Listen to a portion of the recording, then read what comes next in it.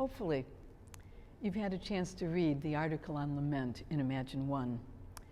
It offers wonderful insight into the biblical prayer called lament.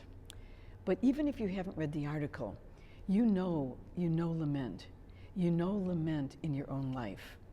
You know that there are times, perhaps even now, when things are seriously hard. Sadness, loss, grief, they're overwhelming to you. And you don't know what to do. You don't know how to pray. You want to get rid of it.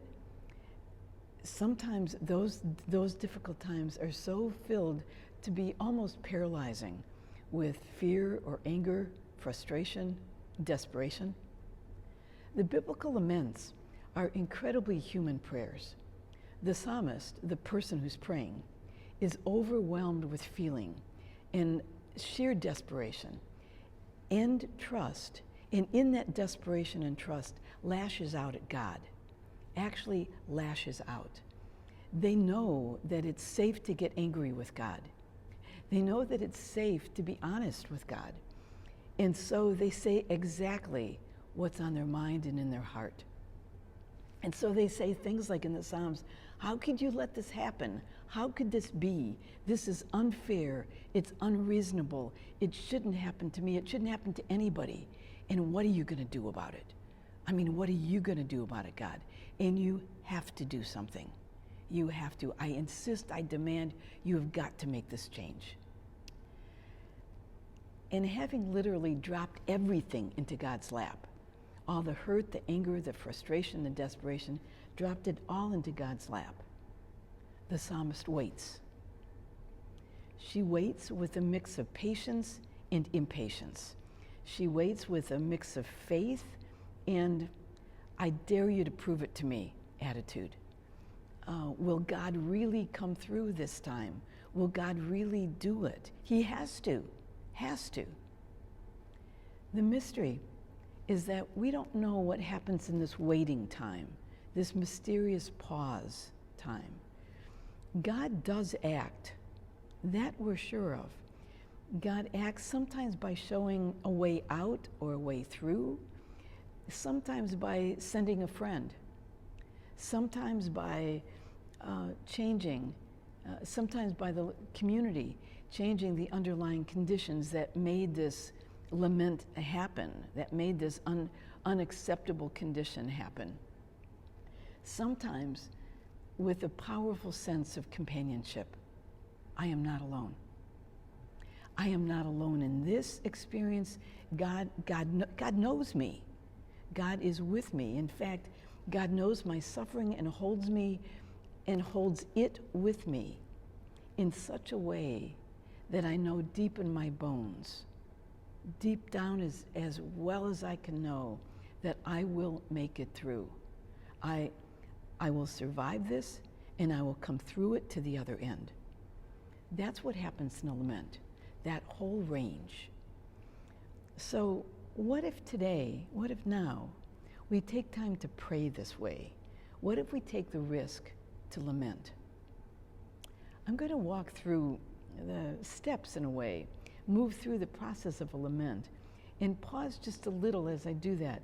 You might want to return to this later, and next time, push stop the play, and spend longer on sharing your experience with God. But for now, I'd like to just walk through it with you.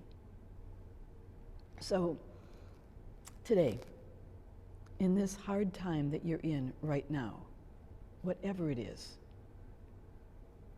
take a minute to drop the whole of it, all of it, into God's lap. And as you do, the whole of the concerns, the feelings, everything, dump it all onto God. Take time now to tell God what's happening, to tell God what it is you feel. Be as clear as you can about naming the feelings. What is it? Anger, hurt, grief, loss, uncertainty, panic? What is it that you're feeling? Let God know that it shouldn't happen. It's not, you don't, no one deserves it. Use whatever words fit. Trust, whatever words you use, trust that God has heard those words before. And so it's okay to say it. It's okay to be honest with God. Because God loves you. It's as simple as that. God loves you very much. After you've said as much as you can or you want to at this point, pause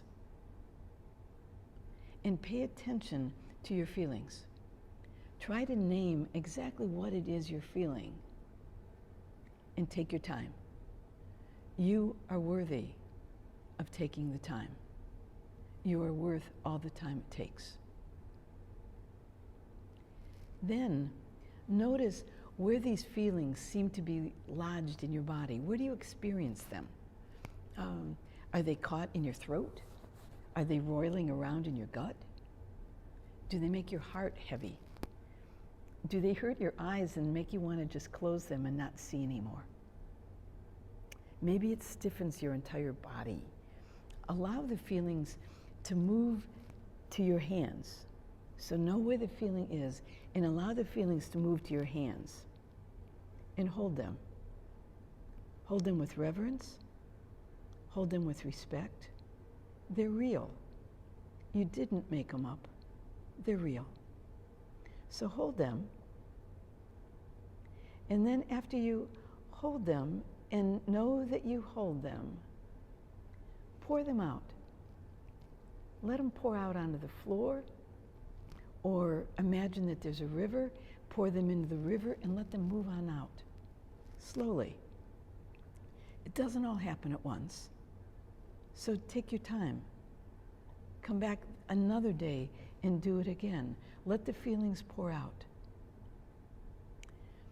Even if it feels a little strange, stay with the experience, and you might want to put your hand on your heart. You might want to put your hand on your throat or on your deep belly. Wherever it is, you're holding that much angst. Put your hand there and just be aware of the fact that God is here. God's present.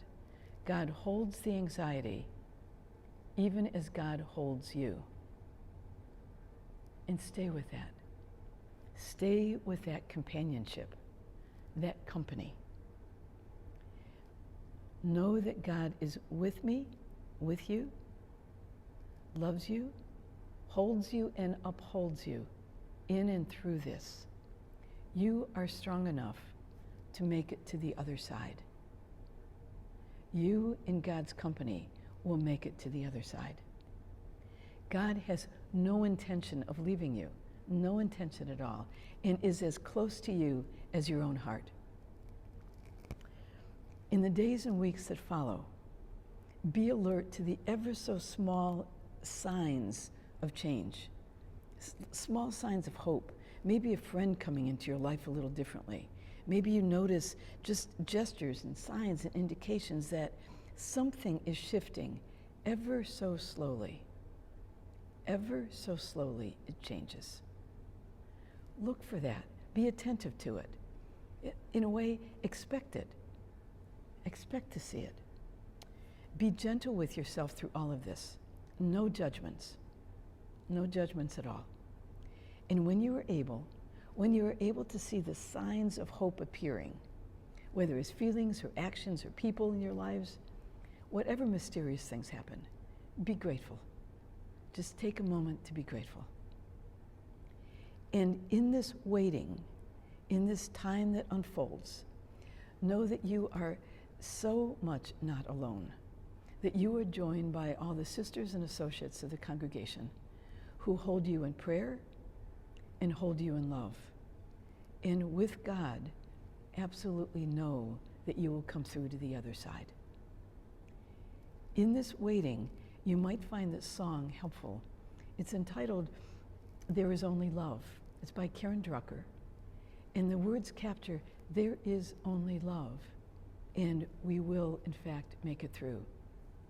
Alive, well, and find joy again. Thank you.